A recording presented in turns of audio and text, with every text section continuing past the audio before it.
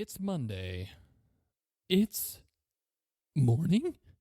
And there's a macabre chill in the air, Darce. Ooh, Scones comes in with a macabre chill, as always. Welcome to Monday Morning Macabre, the podcast where one of us brings some spooky stuff and the other one deals with it. And today you're dealing with Today I'm going to be dealing with some of Scones' nonsense. But before we get to that, I want to do a little shout out to everybody who picked up the Macabre Barista shirt. It's cool. I'm wearing mine right now. Ooh, and that shit looks good, It looks good as hell. My wife said that she'd marry me again, or at least consider it. So if you're out there and you bought one, Darcy's wife will marry you. She will marry you. It's in the fine print of the shirt when you purchase it. That those Sling-a-Dingers contracts, man. The execs up top are really trying to destroy my mental state. Lava, ropes. What are you going to do if Jason Segel buys a shirt? Jason Segel, if he buys a show. Listen, Jason, I know you're listening because this is the #1 podcast in the tri-state area, okay? These 3 states, man, they love us. We're right in that sweet spot, right in that connection between Utah, Vermont, and Arkansas. Yeah, don't forget about Little Italy, baby. A lot of people... The 51st U.S. state is what a lot of people call it. Little Italy. Little Italy, great gnocchi. Gotta get that gnocchi. Yeah. Today we're going to be doing the entire podcast in Adam Sandler impressions. I hope you're prepared for that. Oh, hello there. I want to be Owen Wilson. I changed my mind. Anyway, welcome to Monday Morning Macabre. I just want to stay in this blissful ignorance. Just of whatever vibing, baby. Just smooth jazz. Shout out to the Patreon users. We got some new patrons. Appreciate you guys. Patrons. If you're new to the Patreon, also every episode that comes out, the value just increases because it's still the same price. You just get more tent. You're in our inner circle. You're in our inner seance circle. Yeah, you're like the cream of the crop. Rise to the top. Yeah, you guys are you're like the little candles in the. I thought you say Little Italy. You guys are the Little Italies of the Monday Morning Macabre, United States of America, and we just want to say thank you again. So shout out to the Patreon listeners. We appreciate your continued financial support. So Sconesberry Bush is bringing us that Sconesberry Bush here. Dr. Scones 23 flavors. Is bringing us the spooky tent. That's a Dr. Pepper reference. Yeah, it took a second. Yeah, it should have, because it makes no logical sense. He's going to be talking the spooky. So I was tipped off to this spooky historical figure by a longtime listener, longtime fan of the show. Also, Patreon patron, Ryan Benson. He's a longtime listener. He's an author, and he's got a story coming out. In Night Terrors, Volume 1, a short horror story anthology. Ooh. Just came out. You can get it on Amazon, and his story, 7734, is featured. That's the monthly payment of my student loans. 7734? Yeah. Wow. Yeah, 4 digits. I am drowning. And today we're going to be talking about Marcel Petiot. Petiot? Wow. How is it spelled? Marcel, normal. Okay, yeah. Petiot. That's probably like Petois, but I don't. I ain't French. He's French. I ain't French. Marcel Petiot. Pronunciation. Marcel Petiot. Petiot. A real piece of shit. Today on Monday Morning Macabre. Band, music, instrument wielding men. Hit us with that. Wield them bad boys. Wield those boys, baby.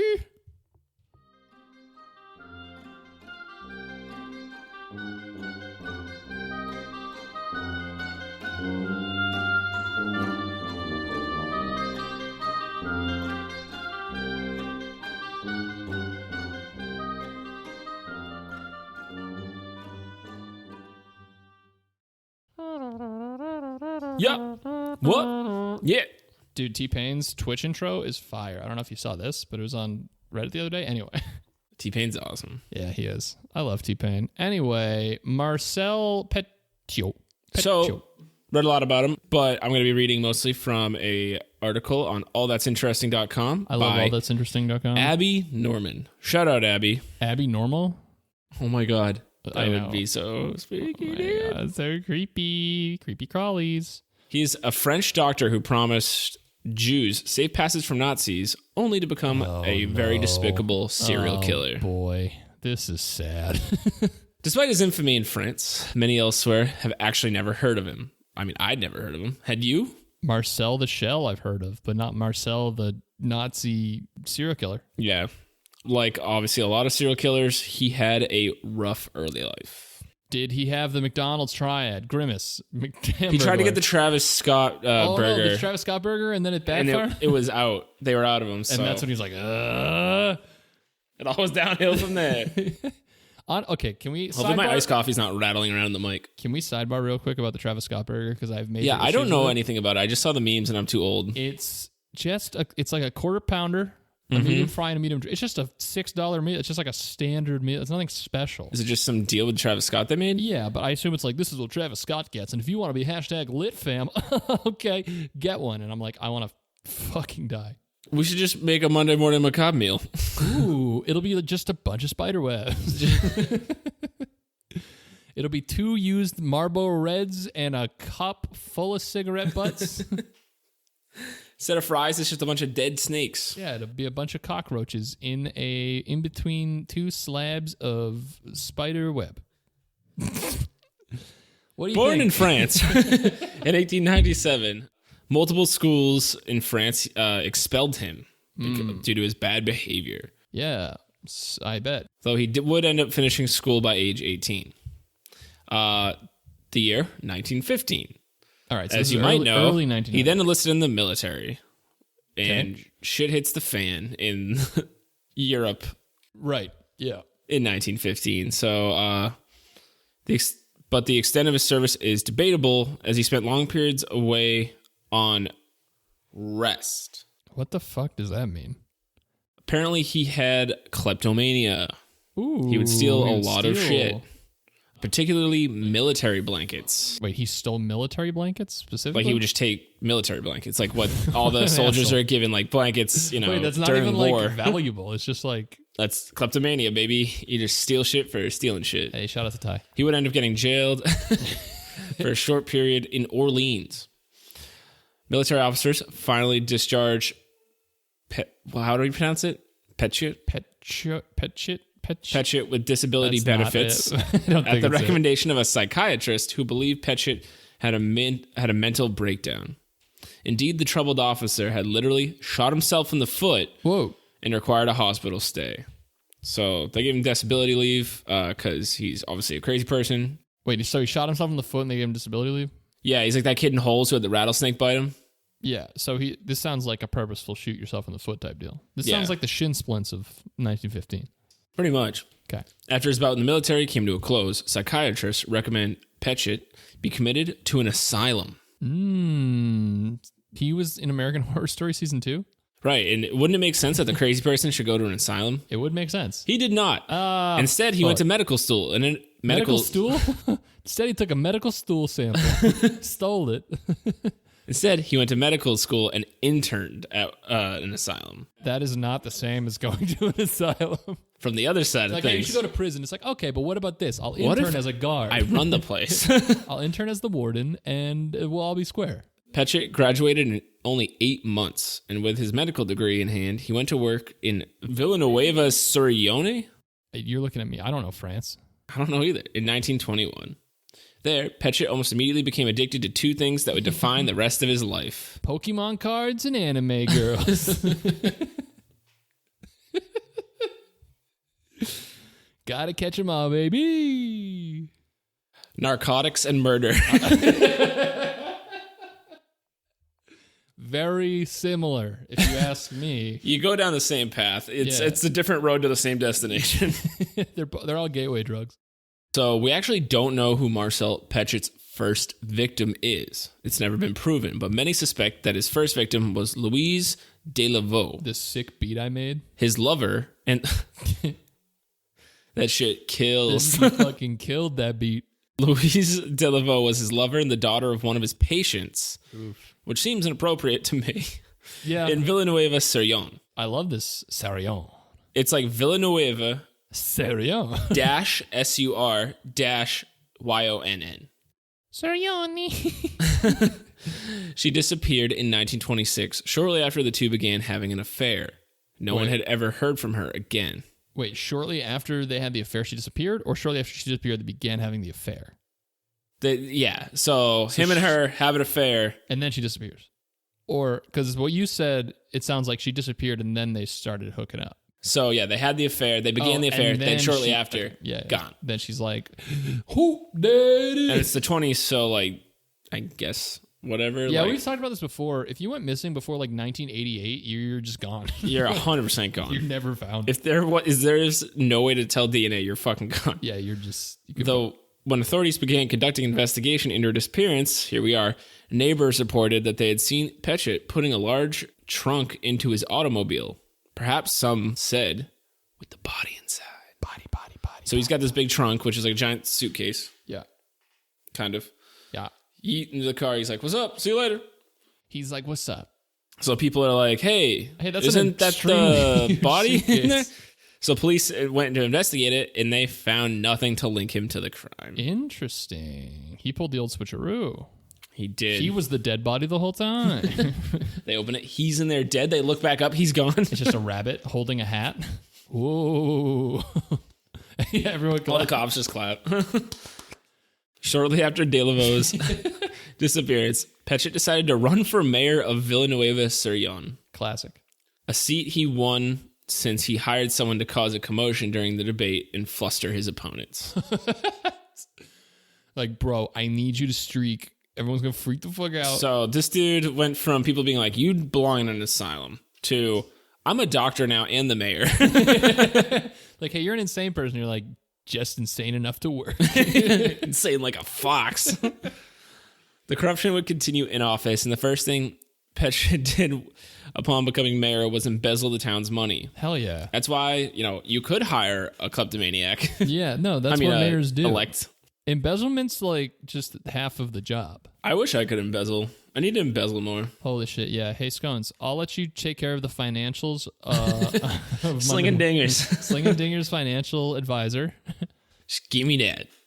After a brief cycle of resigning political posts, only to be voted into another, Petiot, his wife, who apparently he married, found someone to marry him, and their young son, moved to Paris and began to build up a successful medical practice at 66 Rue Calmartin. Old Perry. Oh, Perry. When the moon... That's Italy. The city of light and love. The city of the catacombs, baby. During all of this, Petiot was briefly institutionalized for his persistent kleptomania. So they finally got him, but not really. I was going to say, he sounds too powerful at this point to really be put away. So it's all fun and games. We got the bad guy in the institution, but bum, here comes World War II. World War II. How old is Petiot? At this time, he would be... He was born in 1897. And it's now, what, 40 or 30, late 30s, early 40s? Early 40s, yeah. So he's like 50? You said 97? 60 at least. I thought you said 97. So the 97-year-old man... He's 97. While the outbreak of World War II and the fall of France to the Nazi regime likely overshadowed whatever concerns anyone may have had about Petiot, he did not evade the law entirely. The physician would be fined 2,400 francs, which is like the old French money, I'm assuming. They were hot dogs. They used hot dogs as currency. 24 glizzies. Yeah, 24. Well, 3 glizzies is 6 francs. And then 12 hot dogs is 6 glizzies. I'm putting all my money into gold and glizzy francs. Yeah. So he was fined 2,400 francs for his prescribing illicit narcotics, a charge for which he would have gone to trial had the 2 addicts set to testify against him had not disappeared. Yeah, of course. Under mysterious circumstances that's not that mysterious shortly before the trial began. I love this stuff. Dude, if you have people who are going to testify against you, just make them disappear. Hey, pro tip out there for everybody. little Monday morning macabre secret for you. We're going to be like, let's just say we don't have any 1-star reviews, okay? One of our listeners is going to go crazy and we're going to be called into a courtroom like, did you tell him to do this? And I'll be like, fucking yes. Like, comment, and subscribe. I don't know. Is he a Patreon? I don't know. Judge, are you a Patreon? I only talk to patrons. If you're not Little Italy, I don't want them. Little Italy. Little Italy. Hi, welcome to Little Italy. Hey, bro, you ever You ever been to Little Italy with Jungle Lily? You and Jungle Lily love Little Italy. For Petiot, Nazi-occupied France provided the perfect backdrop in which to be a huge douchebag. He could safely commit his crimes because people are more concerned about the evil empire that's coming. The fucking Star Wars galactic empire? Essentially. Indeed, the country... Ooh, yeah. I bet it was... What happened? No, we're back. Okay. Goodbye. Indeed, the country stood divided primarily by Nazi sympathizers, which, fuck those people, and those actively trying to overthrow or outrun the Gestapo. Petiot capitalized on the state of fear, taking advantage of the people who are trying to outrun the Gestapo. He began to conceive a plan that would both fiscally and corporeally, my dear boy, lucrative.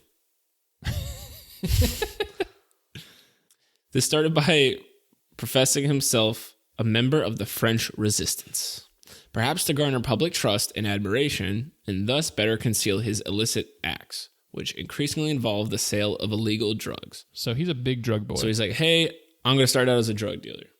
Hey. He went so far as to invite Jews to his practice at 66 Rue Caumartin, promising them safe passage out of Nazi-occupied France. Nazi-occupied France. Wait, so he promised them... So he's like, we're killing Nazis. And then they're like, hell yeah. And then he's like, JK, take these drugs? What's his next move? I think he just sold the drugs to make a lot of money. Okay, so is he really just a guy who wants to murder people? We'll get there. Or is he a drug addict gone bad? Oh, we're going to get there? Shawty, we'll get there. Excuse me. He also offered his home as a safe house for resistance fighters, petty thieves, and hardened criminals trying to outrun the law. Still, what seemed like a noble cause on his part would turn out to be the beginning of one of the most horrifying killing sprees in history. This is the inspiration for Clue, by the way. So he was in the ballroom with his candlestick. Yep. Petiot, working under the name Dr. Eugene, promised safe passage out of France to anyone who could afford his $25,000 franc fee. What if this is what they're doing? That's a lot of glizzies. That's a lot of glizzies. And also, that's 12.5 glizzies. What if it's like that? Okay. You know how you can like pay money to go to the moon with like Elon Musk? You know what I'm talking about? No, but... Or like to like, you can fly into outer space for a hot minute with like the guy who owns Fox. What's the fucking... Do you know what I'm talking about? Talk about Richard Branson? I don't think it's Virgin Mobile guy. But there's like you can pay someone a bunch of money and they'll take you to outer space and back. That's sick. Yeah. And I think this is the equivalent for 1942 or whatever. It sounds like something like a rich, like Russian oligarch would do. Yeah. It's a pretty nutty thing. But yeah, you can, like Brad Pitt can be like, hey, I want to go to the moon today. So 25,000 francs. Thank God someone did the math because I'm not going to. But when adjusted today for inflation is nearly $500,000. God damn. And that's just to be in the house? That's just to get safe passage out of France. Wow. So I'm assuming it has to just be rich people just being like, hey, get me out. Yeah, that's pretty nuts. He also hired several handlers who helped round people up.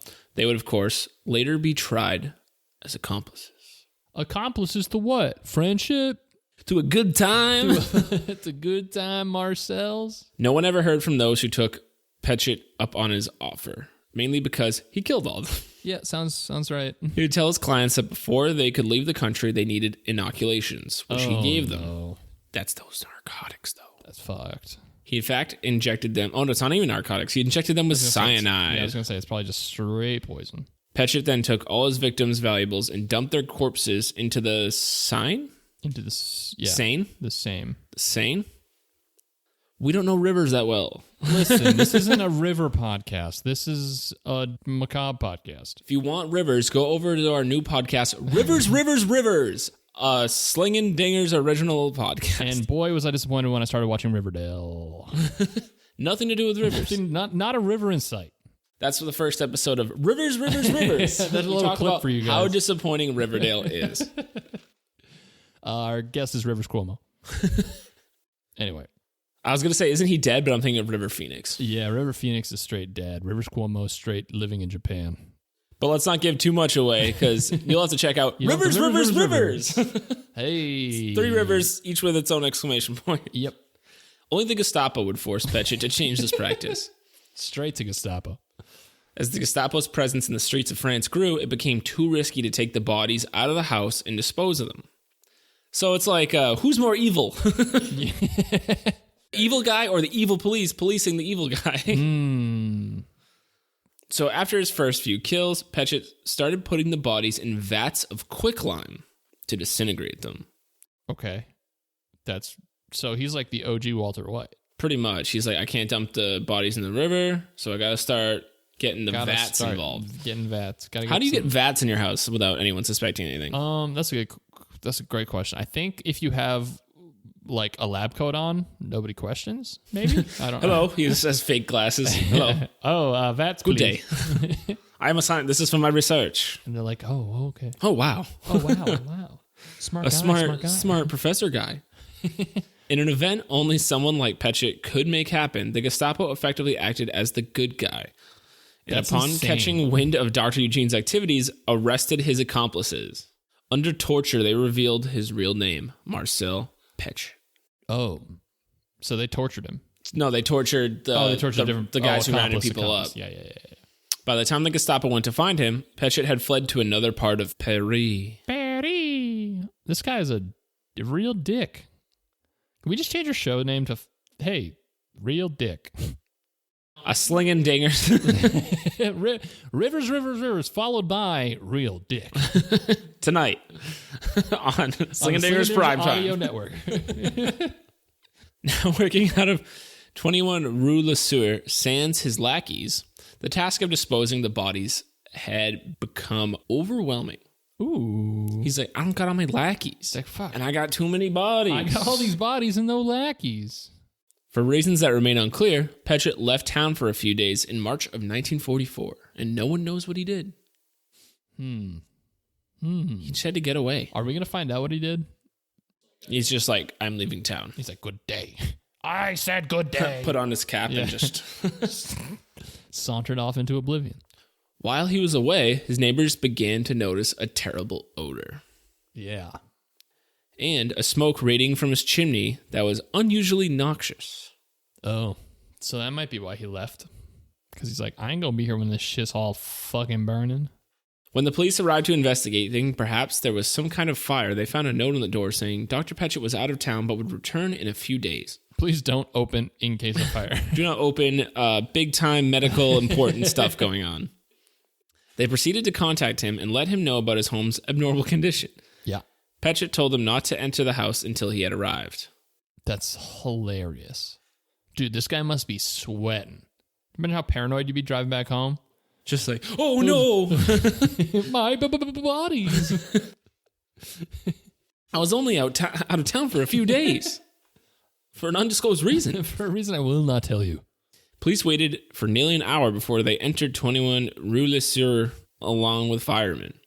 What they found was unlike anything they had ever seen. Vats. They saw bodies.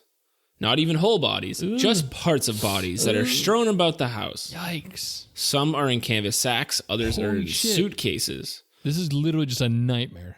The garage had vats of quicklime and an incinerator filled with limbs and bones. Jesus. All told, they found at least 10 corpses in the house, though none of them were intact. That's so fucked. So I'm guessing you can't in what was 1940s, you can't identify any of these bodies. No, but what was his plan if he were to get there before they went in? If he got, he's like, all right, hey guys. Oh, let me clean up. Yeah, it's like, oh, I'm so embarrassed. So here, like, just give me 10 minutes. Petiot arrived shortly thereafter, attempting to explain that he was a member of the resistance and that the bodies were those of Germans and traitors who he had slain in battle. What an insane alibi. The police believed Petiot's tale enough. The police believed Petiot's tale enough not to arrest him then and there. That's so insane. Which, given the tumultuous time which France had found itself and how venerated the resistance was, is, I guess, somewhat comprehensible for the times. I disagree. Like, they hate Nazis that much that they're like, oh, yeah, sure. It's like, I'm just killing Nazis. You're right, I shouldn't do my job as an officer. Still, Petiot's tale didn't convince everyone. Good. The Commissary Georges Victor Massou. Yep. Sure. I don't fucking care. Took charge of an official investigation into the man he believed was a dangerous lunatic. Probably because he put together all the basic clues. Because he's got bodies and vats of acid. Let's see. Let's look at his history. Kleptomaniac, got kicked out of the army. Should have been in an asylum. Once he rounded up Petiot's wife and brother, Maurice, along with the men who had helped Petiot when he lived at 66 Rue Comartin, the true picture came together. Police arrested all of them as accomplices. Good. When they arrived at Petiot's home to arrest him and charge him with murder, he was, of course, not there. Yeah, he was on vacation. He was like, smell you later. Ooh, there's a picture of him. Looking cute. Looking fit. The invasion of Normandy in June of 1944 put the search for Petiot on hold. So here comes America. This is America. Using the war to his advantage yet again, Petiot hid with friends, explaining that the Gestapo pursued him because he had murdered informers. Throughout this period, Petiot took on a number of different names, let his hair and beard grow out, and managed to evade capture for at least another month. Ooh. Unable to keep a truly low profile, Petiot actually did join up with the resistance fighters, a move which would garner him praise and lead to his undoing. Good, fuck him. While operating under an assumed name, Petiot gained so much notoriety as a resistance fighter that a French periodical ran a profile of him. Do you think he got all this attention because his fake name was like Linguini Salsa Boy? I tell you. It's like... No one really fights on the battlefield like Linguini Salsa Boy. We need to write this down. I can just charge straight out of Panzer if I know Linguini Salsa Boy has my back. When papers hit the stands, several people recognized him as Petiot and alerted Salsa Boy. Hey, that's not Linguini Salsa Boy. You're not Linguini Salsa Boy. And alerted police that the murderer, in fact, was still in Paris. Someone recognized Petiot at a train station in February of 1944, at which the police arrested him and charged him with murder. Ladies and gentlemen, we got him. It's crazy because in my head, this is taking place 100 years ago, but it's not. No. This is... Oh, no. I could talk... My grandmother knew him. My grandfather was probably in France at the same time this guy was. Yeah, that's pretty nutty. Nutty buddy, dude. That's a nutty buddy Linguini Salsi. Dude, what if my grandfather met Linguini Salsa Boy and didn't realize? It's like, son, I never told you this. Oh, jeez, the canon. My one war memory was with Linguini Salsa Boy. He was the best fighter I ever met. I have some news. Marcel Petiot. Is that even his name? I feel like I'm... No, we've said Petiot this entire time, and 100% it's not right. But Marcel Petiot went on trial March 19th, 1946, with 135 criminal charges. Holy shit. That's a lot of nuts. That's a high score, dude. Do you think he's on the top of the leaderboard in that area? I don't know. The Nazis were probably racking him up. That's true. Throughout his trial, Petiot maintained that he only killed enemies of France and that he did so simply to carry out his duties as a resistance fighter. So he's still playing that card. Yeah, he's a real piece In supporting his case, he made the misstep of listing some resistance groups by name, groups which trial attendees told Petiot did not exist. So he got bamboozled. He's like, yeah, I was with the Gumdrop Boys. The Hanky Spanky Battalion. 69 420th Brigade. Once the investigation revealed that Petiot had stolen from those he killed, he was charged with murder for profit. That's murder for profit's murder for profit's I didn't even know that was a charge. Sick metal band name. So is murder for profit worse than murder? Well, it's a for-profit. So if it was a non-profit murder, non-profit, then no taxes. You don't have to worry about. Yeah, exactly. The taxes become a whole different issue. Over the course of his murders, Petiot made off with more than 200,000 francs. Today, around $2 million. Damn. Get Glizzy Borden on the phone. We can't not make a hot dog reference when you have a currency called a franc. Come on. Come on, France. What do you want us to do? Yeah, come on. Put us in a corner. Come on, France. This is why they switched to the euro. I hope. That's why I'm switching to straight glizzy buns. Glizzy buns? Glizzy buns. Over the course of the trial, Petiot admitted to killing some, but not all of the 27 victims found in his house. Jesus Christ. Throughout his life, he had killed at least 60 people, though he was only convicted of 26 murders. Could you imagine just having 60 people like you just killed and just walking around fucking eating ice cream like anybody? That's nutty. Really unsettling. Next time I'm in a crowd of people. 1 out of every 3 people has killed 60 people. Look to your left. Look to your right. One of them has killed 60 people. If one of them is telling you their name's Linguini Salsa Boy, do not believe it. The court sentenced Petiot to death by beheading. By Travis Scott Burger. He was guillotined on May 25th, 1946. Dude. I'm pretty sure France used the guillotine till like the 80s. It is pretty. I do.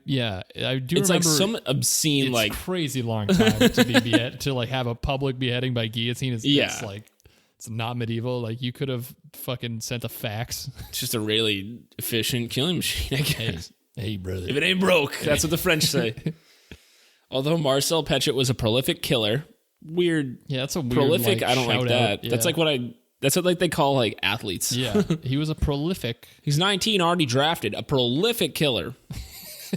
Had he not been so greedy, his asking fee for freedom far too high for most people, he no doubt would have killed way more people, rivaling the murders of the groups he claimed he had fought against. So fucked up. What an asshole. And it sucks knowing that, like, in his head, he's like, I didn't do nothing wrong. What do you mean? I was Adrian. Come on, guys. Come on, guys. Yeah, so that is the story of Marcel Petiot. Petiot. Hold on. Yeah, let's hear it again. Petiot. Yeah, we really... Petiot. Did not keep up with that. It sounds like a sneeze. It's like Marcel Petiot. Petiot. Well, another real dickhead.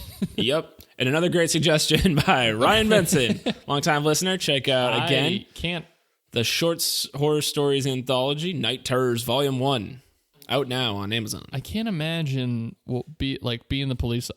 I feel bad for all these police officers who are like the first on the scene for these horrific fucking unveilings of people's like murder sprees, and they're just like, especially back then when they probably didn't have like therapy set up for officers who walked into that shit. It's not even there's no way. Now I think if a cop ever uses or discharges their weapon, they have to like go to a counseling of some kind or like a screening. They do outside their car. They're like, bang bang, I'm a cool cowboy. Like they can't do that anymore without having to talk to a counselor. You cannot, let alone come across like the scariest place. Limbless bodies and like melting and burning and vats and vats are so scary. Vats are so scary. Vats are objectively scary. Yeah, I agree. If you're out there and you're in the vat business and you're like, no, come on, guys, like you can use them for cool stuff. Yeah, we just the vat stocks are gonna plummet after this episode comes out.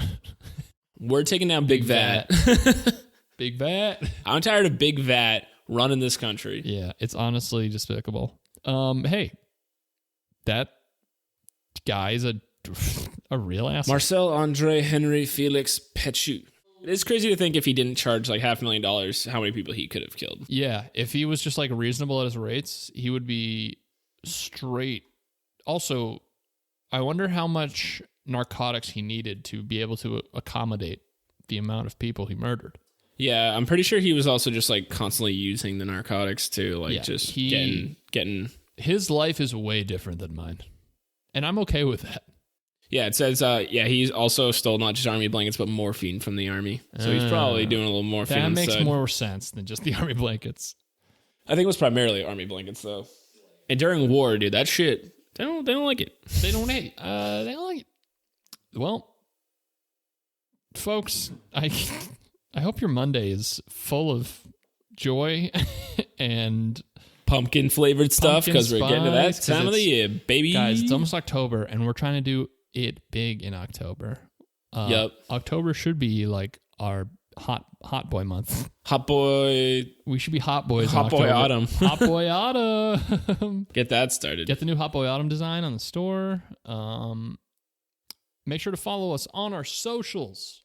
Twitter, Macabre Pod. Instagram, Monday Morning Macabre. Website, mondaymorningmacabre.com. Check out the store. Check out the Patreon. We're going to have like 5 episodes up by the time this comes out. That's like basically $1 per ep, and that's only going to increase in value as time goes on. So if you want to support the show, we appreciate you guys who are already subscribed to the Patreon, and you get it all for $6. I mean, hey, you can get a Travis Scott meal, or you can support 2 boys talking about French lunatics. Both equally in demand at the moment. Both #lit. So good. That's tracking well with the. We got a big thumbs up from the man upstairs in the Sling and Dingers. He said our numbers are going way up now. So thank you, and have a good Monday. Have a good Monday. Bye. Bye.